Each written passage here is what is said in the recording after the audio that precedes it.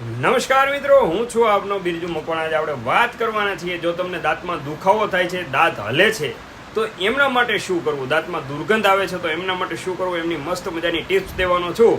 સૌપ્રથમ તો રીલ્સ ફટાફટ સેવ કરી લેજો અને દરેકને શેર કરવાનું ભૂલતા નહીં. જો તમારા દાંત હલે છે અને એમાં દુખાવો થાય છે તો તમારે લેવાના છે તુલસીના અને ચમેલીના પાન. સપોઝ કે 2 થી 3 તુલસીના પાન લ્યો છો અને 2 થી 3 ચમેલીના પાન લ્યો છો. આ પાન તમારે ચાવવાના છે અને એકદમ ચાયવા જ કરવાના છે, જેનાથી ઝીણો એકદમ જે બારીક પેસ્ટ તૈયાર થઈ જાય તે રીતે દાંતથી ચાવવાના છે. અને એમનું થૂક પણ ગળે ઉતરી જાય તો કાંઈ વાંધો નહીં, પરંતુ આ પ્રયોગ દિવસમાં તમારે 6 થી 7 વખત કરવાનો છે. જો આ પ્રયોગ તમે 6 થી 7 વખત કરશો તો ગમે તેવા દાંત દુખતા હશે અને હલતા હશે, હલતા દાંત પણ હલતા બંધ થઈ જશે અને દાંતનો દુખાવો સર્વત્ર બંધ થઈ જશે.